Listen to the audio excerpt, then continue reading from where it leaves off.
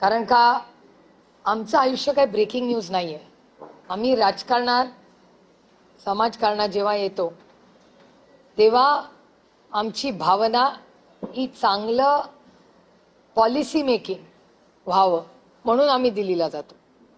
म्हणजे मी स्वतः खासदार का झाले याचं कारण मला असं वाटलं की चांगली पॉलिसी मेकिंगचं काम आपण करावं, विधेयकांवर चांगलं काम करावं. आणि विधेयकांवर सोडून बाकी सगळीच चर्चा आमच्याबद्दल होती. एक तर आम्हाला आधी काँग्रेसमध्ये मर्ज केलं, मग आम्हाला बीजेपीत मर्ज केलं, त्याच्यानंतर सेनेत मर्ज केलं. मी परवा नाशिकमध्ये म्हणले आता मनसेच राहिले. तुम्ही आमच्या पक्षाकडून कुठलं स्टेटमेंट आलंय? तुम्ही आमच्याच पक्षासाठी आम्ही सोडून सगळे विचार करतायत. आमच्या एकही आमदार, खासदार, पदाधिकारी, नेता, आमचा कार्यकर्त्याचं कुणाचंही स्टेटमेंट मी कुठल्याही चॅनलवर पाहिलेलं नाही. तुमचे सूत्र तुम्हाला सांगतात. कुठला आमचा नेता येऊन बाहेर म्हणालाय काही वेगळं? नेता, कार्यकर्ता, विधायक, खासदार सांगा ना मला. त्यामुळे आमच्याकडे ईडी सीबीआय नसल्यामुळे आमच्या पक्षाची बदनामी असंच करणार. कारण का आमचे ना कॉन्ट्रॅक्ट, ना आमचे ईडी, ना सीबीआय, ना आईस.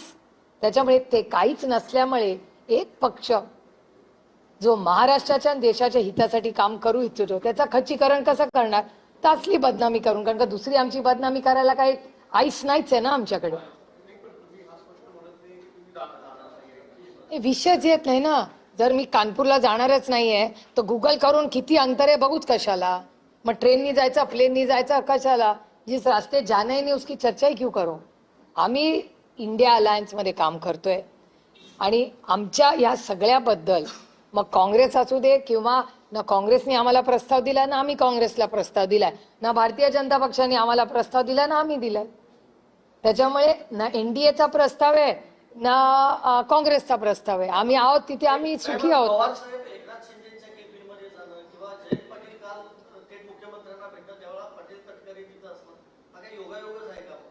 एक मिनिट.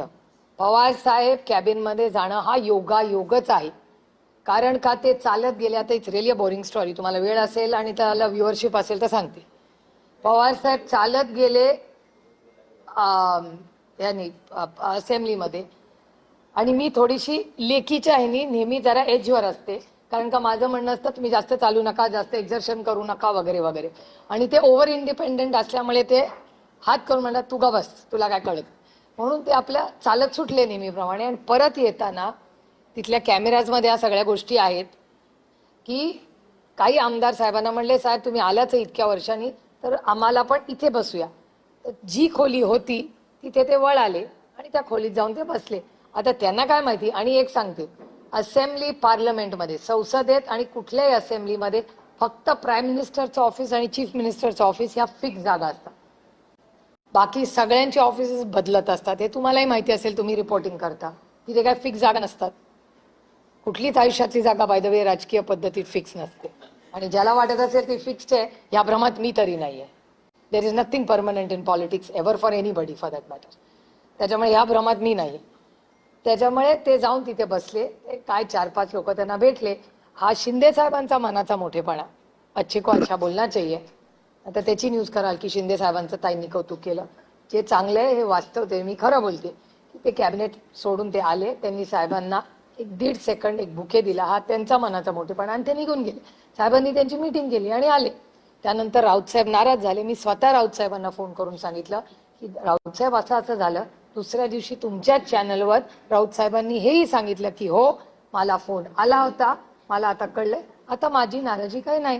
त्याच्यामुळे ती व्यक्ती, ती गोष्ट होऊन ऍक्च्युली खूप जुनी झालेली आहे ती. पण तुम्ही विचारली म्हणून. आणि मी फार इतिहासात रमत नाही. मी आय लिव्ह द मोमेंट. मी वास्तव तेच जगते. कालची घटना. हा कालची घटना. आता मला सांगा, तुम्ही मला पण हा प्रश्न विचारत नाहीये.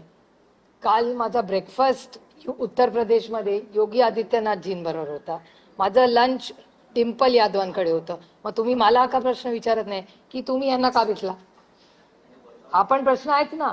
योगीजींकडे आम्ही गेलो होतो वन नेशन वन इलेक्शनच्या कामासाठी. हा योगीजींनी एक मुख्यमंत्री म्हणून आम्हाला गाईड दिलं. आम्ही भेटलो, आम्ही फोटो काढला, आम्ही ट्विट केला त्यांचे आभार मानून.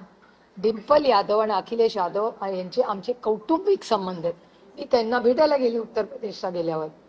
धर्मेंद्र भैया आणि मी पूर्ण 2 दिवस एकत्र होतो सपामध्ये.